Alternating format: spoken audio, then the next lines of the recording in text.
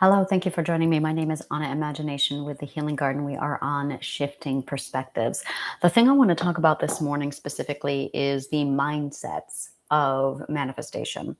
I do a lot of listening to Abraham Hicks, and it's really interesting whenever I listen to any of their work.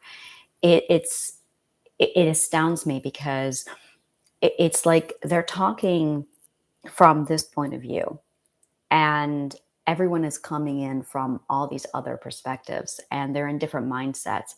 And I have this one particular recording that I love listening to, where she really breaks down the concept of what manifestation is, what it's doing, what's required of it to work.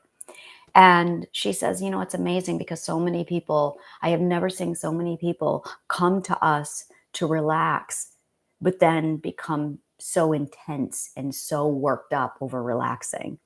And it's hilarious to really hear it in that kind of a perspective. And that statement really made me step back and dissect and look into what it is exactly that we are supposed to be accepting whenever we do manifestation. What is it we are looking for? What are we trying to achieve? And the focal point, and this is what I call the universe will call you out on your bullshit. This is what I mean when I say, and I've said this so many times, that you cannot bullshit the universe. You cannot bullshit intention. If you come into something and you say, I want if you have an ulterior motive, if you have an agenda and you decide to want X because you have an agenda, the agenda is X. You can say you want this all you want. For instance, this is a great example and this is one I see the most often is the concept of I want to be a better person so my partner will love me. And I've been guilty of this. This is actually what caused me to step back and go, whoa. And when you set the intention of I want to be a better person because I want my partner to stay with me, you can't bullshit the universe. This isn't about making yourself a better person. Your actual intention, your actual agenda is your partner coming back to you or your partner wanting you. And that's the chase. Now you might be using manifestation to get that desired outcome, but you've missed the point. And the universe knows the difference. If you are not 100% completely beyond a shadow of a doubt committed to, I want to just be a better person. And if they come back, great. But if they don't, okay, I really don't care. If you don't separate yourself from that agenda, you're never going to step into the full spectrum of what manifestation really is. That's going to be your downfall because the universe knows the difference because you have that sense of doubt inside of you real deep that tells the universe that shifts everything to your real agenda is you wanting someone to come back to you, or you wanting to chase somebody, or you desiring X. But if your actual agenda is not to better yourself for the sake of just bettering yourself, if you are not fully encompassing that, it's never going to happen. It might happen, but it's going to take a lot longer to happen because you are dragging your feet, because you're not being honest with yourself, because you're not being honest with what you truly do want. And the universe will call you bullshit on this. You can you can lie to yourself all you want, but you can't lie to the universe. So it was this concept that I stepped back and I often think about mindset and how it ties into philosophy and psychology and manifestation because these three things, the psychology of manifestation, the philosophy of manifestation, and um, the philosophy, the psychology, and the mindset of manifestation, these three topics keep coming back around to the same how does it work and what is it? So I'm going to try and explain it to you this way. And this was my massive like eye-opening breakthrough that I had this morning. I noticed that I'm constantly shifting between when I first started my healing journey, I was very much in it won't change, I can't change, I'm stuck, and I felt hopeless. And then I remembered, I found imagination, I found one day I will, and then I felt determination. and I wished and I desired and I wanted, and I switched from a hopeless mindset into a pining mindset. And then when that determination and steadfastness hit me with the whole I one day I will, I am going to accomplish this, I switched over to the abundance mindset. And then once I had my partner and I had him for a year solid, I within that year I dreaded, what if I lose him? What if I can't hold on to him? And that very much encompasses the loss mindset. And I often think back to throughout my life, all the different mindsets that I have passed into. And what I noticed was the fact that there is a changing of the guard, that we do not, as humans, stay in one mindset, that we do shift mindsets reflective upon what's happening to us in our lives. And when I studied Buddhism, I noticed that the Buddha does not encourage these mindsets to basically be shifting, or us to be shifting with these mindsets. It's the concept that choose one mindset, settle into that one mindset, and stay there. In life, especially with children, we are basically prone to all these different mindsets, and there's no other way to put it, these mindsets. With homework, there will be that whole, oh, I can't and I won't. And I had one teacher, my music teacher, she refused to allow the words I can't in her classroom. The words were just banned. And honestly, I think this is the core to where I started my mindset journey, was because I was a musician. I had studied music theory for 15 years. I was going to be a musical composer. I wanted to be the next James Horner. So music was like my top priority, my passion. And I was in music class in chorus. And every time I stepped foot into that classroom for 6 years, every time I walked into her classroom, it was the same rule. Rule number one, you do not use the words I cannot or I can't in her classroom. The words were simply banned. Anything else was allowed. We were allowed to swear. The words I can't were banned.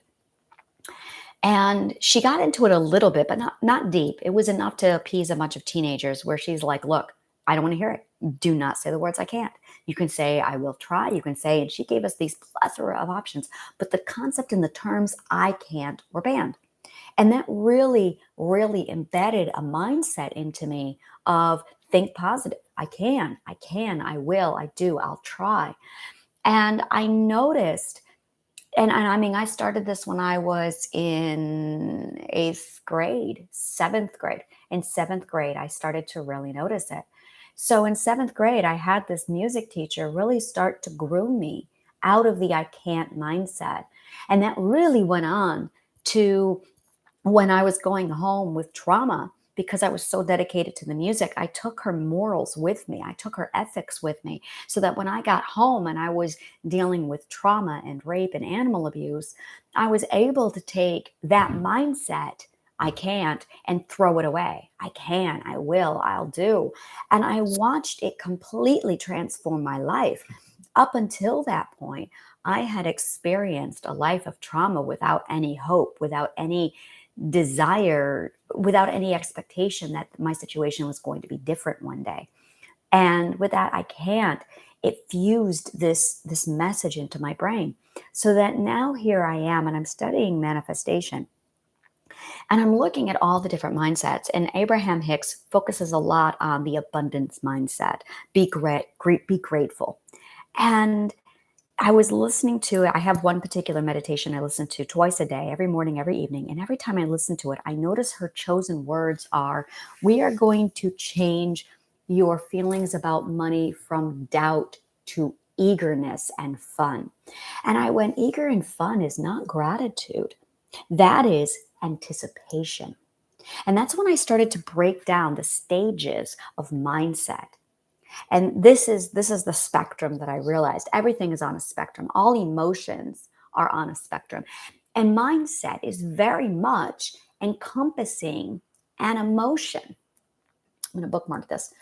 And that's it exactly, is emotions are the encompassing of a mindset. And you can choose which emotions to have when you control your thoughts, which is taught very much by Abraham Hicks. This is the quote cornerstone of manifestation, is in understanding that. And I'm going to get into the psychology and the cognitive core as to why and how this works. Is basically when you have manifestation, when you have mindset, you have your cognitive core, and you have a thought. The thought changes the belief, and or it adds to the belief, and that belief instantly produces an emotion in lieu of what the alignment is on that cognitive core. Now, if that thought aligns with your belief and it aligns with your perspective of your reality, then it's very much going to be in alignment and it's going to feel good. But if it contradicts it, that's when you feel doubt, because you're given a belief, you're taking a thought and you're putting it into your system. And your system is going, well, that's not logical. Get rid of it. And there's doubt. There's the emotion of doubt because you have a limiting belief, another belief inside of your system that contradicts the new belief. So we're going to break this down. When you have your cognitive core, the cognitive core is basically how you process information to develop your new perspective or any perspective, your ability to perceive what your reality is, what your truth is, based off of something within your identity referred to as the cognitive core. This is not something you can Google. This is my stuff. There are 5 elements that make up your cognitive core. That is your identity. It's what you love. It is your ethics. It is your beliefs, and it is your name. When these 4 things combine, they form your perspective, your view of what reality is. Okay? Now, your belief system, all of the things that you have in your beliefs, are either put there based off of your loves and your ethics, or a third party, an abuser, has imposed and suppressed their beliefs into your system. So when you come along to the world of manifestation and you say, I am worthy of love, if you have a narcissistic parent in there that taught you something different, that compromised your safety on the dependence.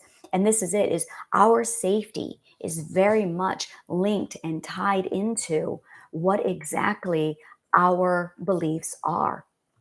I'm going to say this again.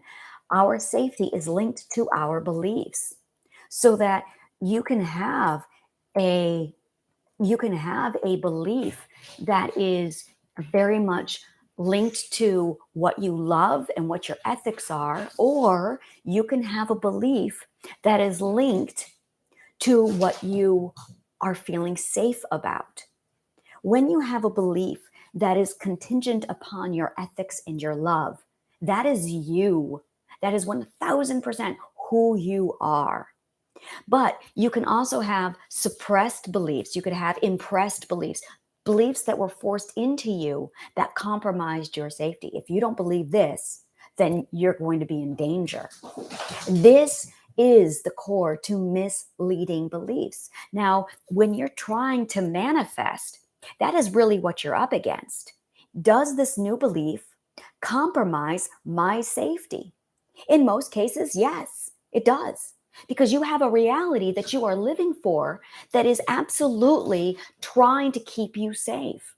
Your entire reality, your perspective, and this misleading belief that tells you that if you don't believe X, you're going to be in danger, is what's keeping your mental illnesses in check. It's what's holding you back. It's what's keeping self-preservation. It's what causes you to hesitate. It is the core to self-doubt because your safety is compromised. Remember, we are not, your conscious mind might be in a pursuit of happiness, but your subconscious is in a pursuit for safety because at the core basis, it believes that there is danger based off of those beliefs.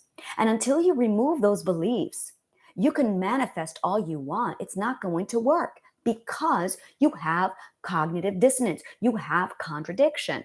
So when you bring in these new beliefs, so and so loves me, if you have the survival belief, the fear-based belief of no one loves me, so I need these mental illnesses to ensure my safety because no one loves me, so I can view this perspective. I'm going to nurture this perspective that my mother or my father gave me because no one loves me. That way I have these mental illnesses, this attachment style because no one loves me. Now, so and so loves me. Well, that doesn't compute. No, that doesn't match it. That actually threatens my safety. So now your subconscious and your subconscious mind's only agenda is to make sure you are safe. So when your subconscious mind enters into it, it steps in and it says, no, you are now compromising the safety with that new belief. So it's going to resist it. The subconscious is going to fight the new belief. And this is where you have conflict. This is why you constantly toggle between two mindsets, why you want X, you want to pursue X, but you're hesitant because your safety is at risk. And your safety is linked to these toxic beliefs that are preserving this distorted reality that your parents put in place, or your caregivers put in place, or your abusers put in place. And until you address the psychological problem that is conflicting this, that is creating this pathway, you can manifest all you want. It's not going to work. You have to remove the limiting belief so you can make way for the new belief. Now, that's where the shadow work comes in. That's where you sit down and you challenge your beliefs, dialectical behavior therapy. You basically have to use formal argument to rationalize to your subconscious. The subconscious mind is very logical. And if you just argue and provide a logical explanation why basically you need a new belief that is so extraordinary that it blows your old belief out of the water and your subconscious mind will let it go. But you need to find a belief that is greater than the current belief that the subconscious mind is holding on to. I'm going to use me for an example. The toxic belief that I had was that no one loves me, no one chooses me. That was my toxic belief that was embedded into me. And it was the core of where this was coming from was based off of the fact that, well, my family does love me and they said that I can't be living with anybody. My family, my fathers both told me that I'm not lovable. And that belief was founded on the value of my parents, on the value of these two men in my life. And I finally was able to access a new belief that's very much founded in fact that my family does not love me. My family does not care about me. They don't care enough about me enough. They never did. Once I realized that my family never cared about me, and I don't mean just my father or just my brothers, I mean all of them, they never cared about me. Everybody knew about my abuse and no one did anything about it. Once I was able to really take that belief and put it into my system, it invalidated the other belief that I couldn't be loved. They couldn't love me. Instead of it being, well, no one loves me because the people who I love and who love me said so, it became they didn't love me.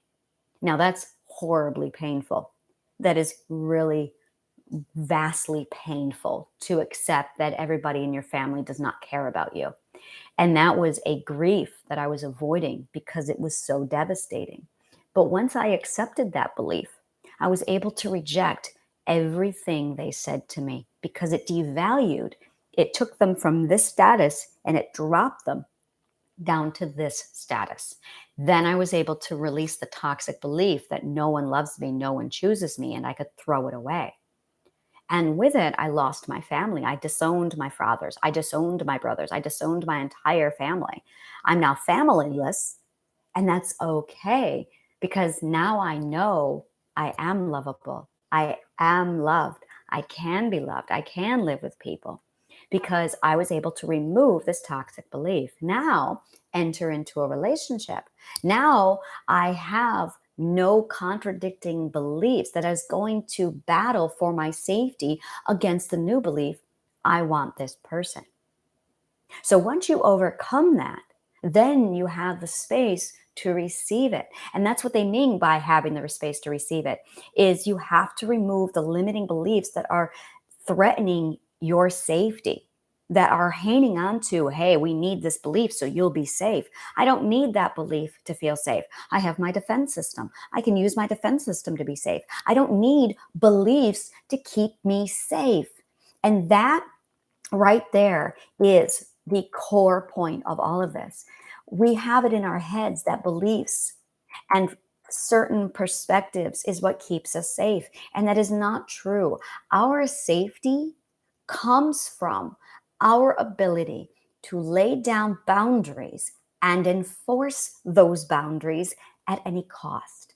That is your defense system. And when you have your defense system, when you nurture your defense system, when you stop people, when you tell them, this isn't okay, I don't want to hear this, this is not good for me, this damages my energy, I don't want this in my circle, I did not ask for your advice, keep that information to yourself, I don't want you around me, I don't feel good around that person, this conversation is making me uncomfortable. Boom, now you have boundaries. You're going to have some people push back. Those are the disrespectful narcissists. You're going to have some people fight you on it. You might have some people physically touch you and become aggressors. And now it becomes that's no, you're cut off. Now I'm going to completely remove you from the situation. Now I'm going to pull back, withdraw, and put up boundaries to the point where if that means I cut you out of my life, then I will cut you out of my life to protect me. I have this defense system. I don't need beliefs to keep me safe. And that is the disconnect. That is where mental illness begins, is when we start using our beliefs to keep us safe, to form a mental illness, to form a certain perspective, instead of using our boundaries. You have a choice. You can use your boundaries to keep you safe, or your defense system, or you can use your beliefs to keep you safe. Beliefs are not supposed to keep you safe. Beliefs are supposed to be the enforcers of your identity and your ethics. They are supposed to be used to nurture your identity. But when you use them for safety, the pursuit of safety becomes part of your identity. Suddenly you're living in fear. Suddenly you're constantly living in a life where you are always thinking about where the danger is coming from. Mental illnesses start to come in. The fear system turns on. You need the fear system when you use beliefs as a means to stay safe. And this is where the problem is. Your defense system goes away. You're not supporting yourself. You're not defending yourself. You don't feel like you can keep yourself safe. So instead, you start distorting your reality around your limiting beliefs. Your fear system turns on. You have mental illness now, and you have this lifestyle that encompasses this belief, perspective, reality, fear system, mental illness. Belief, perspective, fear system, mental illness. And you're in this cycle. But this is supposed to be for your identity, and that's not what you're doing. Now your mental illness becomes you. Now your perspective and your perceived reality becomes you. That's the problem. So when you shut all that down, when you turn your defense system back up, you get your boundaries, you enforce your boundaries. You use your defense system and your boundaries as a means to solidify and protect your identity. Now you look at the beliefs and you assess, is this belief preserving my ethics and my identity? Or is it fear-based? If it's fear-based, if it's about your safety, it's a toxic belief. Get rid of that. Somebody put it there. Somebody, an abuser, shut down your defense system and supplanted, forced into you, or used force to put into you a toxic belief that isn't yours. It belongs there. It belongs to somebody else. So once you turn your defense system back on, you can completely shut down these toxic beliefs, throw them away, which immediately it will align to a new perspective. Now, let's bring manifestation into it. So now when you come in with manifestation, what you're doing is you are taking beliefs that you love, that you want, that you desire, and you are literally forcing them. You are cherry picking your beliefs into your cognitive core, so you can get the desired reality, because the cognitive core must align. Now, once you bring those new healthy beliefs into you that you've cherry picked, you are cherry picking those beliefs because it is a reinforcement of what you love, of what you want, of what you desire, which reinforces your identity. So if I want to be wealthy because I want financial abundance and I want financial security because I love going to the ballet, because I love to eat really good food, because I really love living in New York City, now I desire financial abundance so I can have that kind of a lifestyle. so I can enjoy the things that I love because I have really expensive taste, because I want financial comfort, because I want financial abundance, because I want money so I can turn around and become a philanthropist. That's really what I want to do when I grow up. I really want to be a philanthropist, but I need money to do that. So I want money. I want financial abundance. But my father's sitting there telling me, if you have money, I'm going to hate you. Now my safety is at risk. I have to choose. Do I want to be poor so my father will love me? Because if my father loves me, then I'll be safe. Because I was also taught that in order to be safe, I have to be loved. And that is where you get into an anxious attachment style. Now we're back into the mental illness, because love is now about fear and safety. It's not about identity. It's about safety. So the question you really need to ask yourself is, are your feelings of love a mental illness? Is it contingent upon you feeling loved and safe? Or is it because you truly love the person because of your identity? Now, the problem is, if you have an anxious attachment style, you're not going to know the difference. You really are not going to know the difference. You are going to think, well, yes, of course it's a love because I have this feeling. Newsflash, love is not a feeling. Love is not an emotion. Love does not possess. Love does not grip. If you have this desire and need to possess and hold, that's not love. That's fear. That is safety. That's not love. If you feel jealousy, that is not love. That is actually a fear-based. That is 1000% a safety. That is all safety. That's not love at all. And this was actually one of my massive determining factors that I had when I pursued the what is love? What does it look like? And what does it feel like? Do I love the person I love because I'm afraid? Or do I really love him? So I wanted truth above all. That was my core. I wanted the truth. I wanted to be mentally healthy. I prized that more than my relationship with him. I wanted to be mentally healthy and whole. I wanted truth above everything else. And if that meant I lost him, I was happy to lose him because I wanted truth more than I wanted safety, more than I wanted him. So one of the things that I did when I dug down deep and I sorted everything out and I realized that love is actually part of the identity, I finally dug it out so that now I don't seek or desire to possess him. I love him. It doesn't matter what he wants to call the relationship. It doesn't matter if he never talks to me again. I am happy just loving him. He can be with anybody he wants. I really don't care. That's not what love is. Love is not possession, because that's fear. Love is, I appreciate you. It's no different than a cup of coffee. It's no different than petting my cat or loving the stars. One of my favorite Doctor Who lines is, I love the stars when one loves the stars. Do you ask ever to have them love you back? No, it's ridiculous. Of course I love him, but you can't ask the stars to love you back. That is love. That is identity. That is who you are. When you think about loving somebody and what you're going to get out of it, now that's safety. That's fear. That's not love. And you will never know if you love somebody based on safety or identity until you resolve your mental illness. And there is a 50-50 chance that when you resolve your mental illness, you will detach, release, and have no interest in that person anymore. But you won't know that unless you do the mental work. And that is really why a lot of people do not resolve their mental illness, is because they don't want to release, let go of their tie to love and safety. They don't want to give that up. But once you realize that that's actually a toxic belief, it's not actually your identity, it's irrelevant.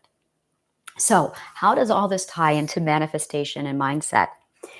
As we go through life and you have this cognitive core that's fluctuating, all the emotions that we experience come from the cognitive core, come from the subconscious mind telling you this is the status of your processing. This is what's going on with your processing in the cognitive core.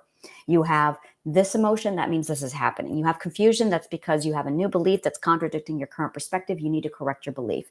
You feel fear, it's because this is being threatened. It's because your defense system is down. You feel a low self-esteem, that's because your defense system is down and you need more boundaries. You feel insecure and shaken, you need to increase your boundaries, and it all revolves around the cognitive core and the defense system versus the fear system. Once you understand how this works, then every emotion makes logical sense. Every emotion will tell you this is the status of your cognitive core and what needs to be done to fix it. Oh, you're experiencing grief? Well, that's because you received a new belief very quickly. It's creating a perspective that you are resisting. And because you are resisting this new perspective, you are getting stuck in these stages of grief. You're permanently stuck in anger. You are permanently stuck in denial and negotiation. You are permanently stuck in depression because you have a toxic belief that you do not want to accept. So when you're grieving, you are resisting a change from happening. You don't want the new perspective. So you are literally digging your heels in and dragging it, which is why grief can last for decades, years, lifetimes, is because you are digging in your heels and saying, I refuse to accept that. You are resisting. When you openly receive and you stop resisting, the stages of grief flow very smoothly. In fact, you don't experience grief. You experience sadness. You experience loss. You save space for the loss. You look into the future and accept the new possibility. And then you smoothly go on to the next stage of life. And then you rise out of it. And the cognitive core goes back to processing properly. Your defense system is up. Your confidence is booming. Your self-esteem is high because you can set boundaries. You can protect yourself and you know it. You have no need for the fear system. So you shut that down. You turn that off. And your mental illnesses literally just go away because they are a consequence to your defense system being turned off and your fear system being turned on. It is that simple.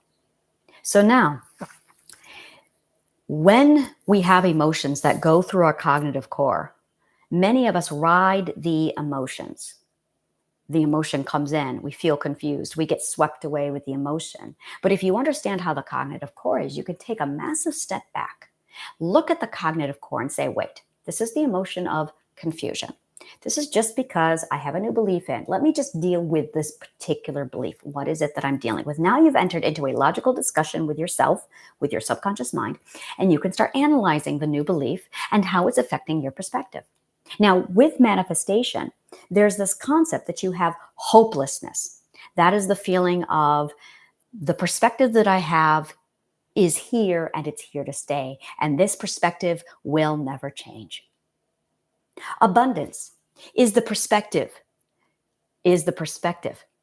that something exciting is always on its way. And I am very grateful for what things I do have here.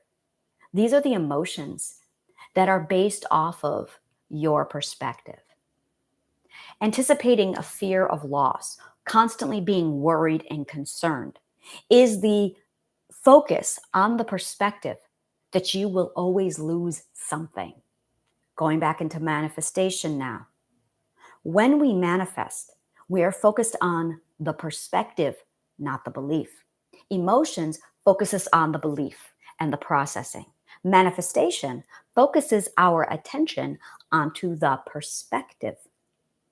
And when we focus on the perspective, we can choose which perspective we are going to focus on. Are we going to focus on a perspective where we are constantly thinking, nothing is going to change. This is out of my control. There is nothing I can do about this. This is hopelessness. This is the emotion of hopelessness. Now you are producing emotions out of your perspective. It's still the cognitive core. But instead of going from belief into perspective, manifestation reverses it. So you are focusing on the perspective that you desire, the feeling you desire. And then the cognitive core, the belief system, has to adjust accordingly to make way for the alignment, because the cognitive core must always be aligned.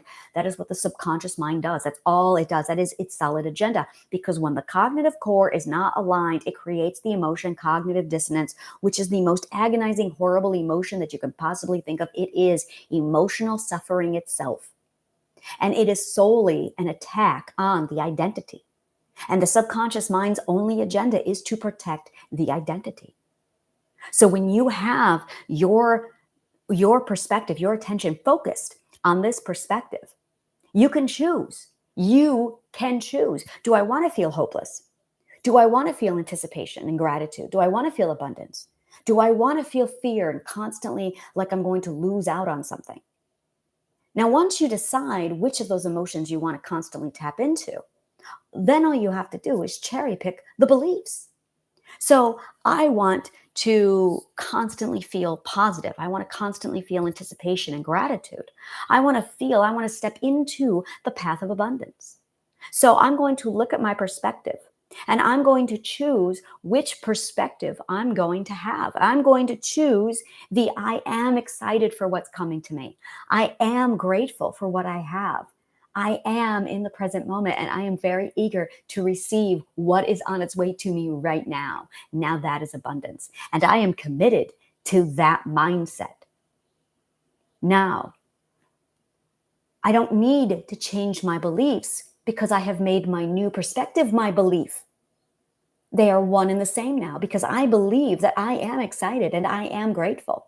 So now I am constantly focused on abundance. So now things are going to be flowing with me, toward me, to me, bringing me to me, and I'm going to be focusing on what I do have. And that is going to correct and abandon. It's going to correct the cognitive alignment. It's going to make sure that anything that contradicts this solid perspective is going to be omitted.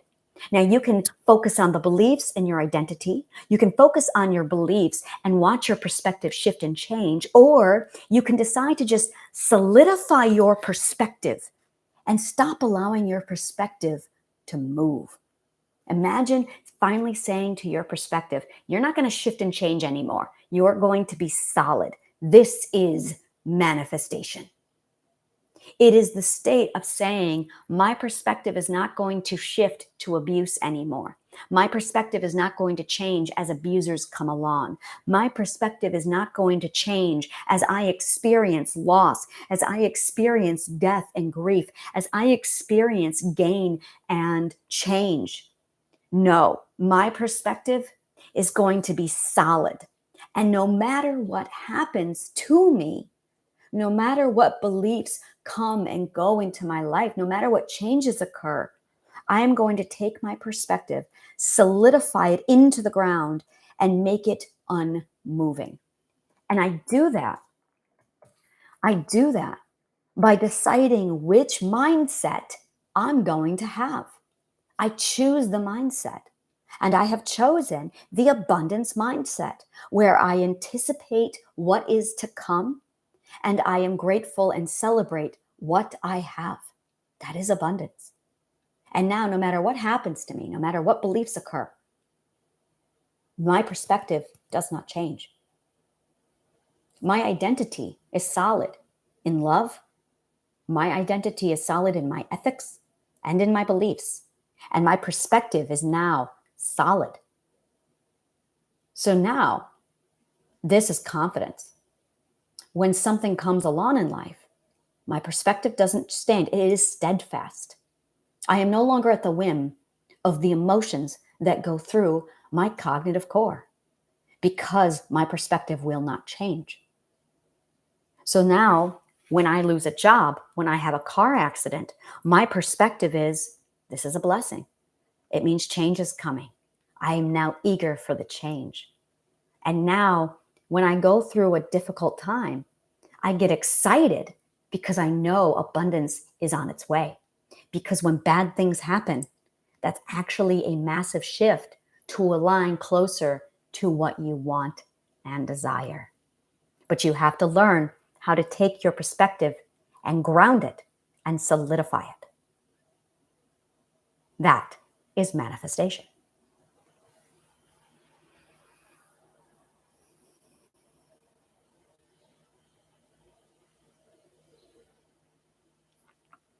Thank you very much for joining me. Please subscribe to my newsletter. The link is available in the chat below. May the kindest of words always find you.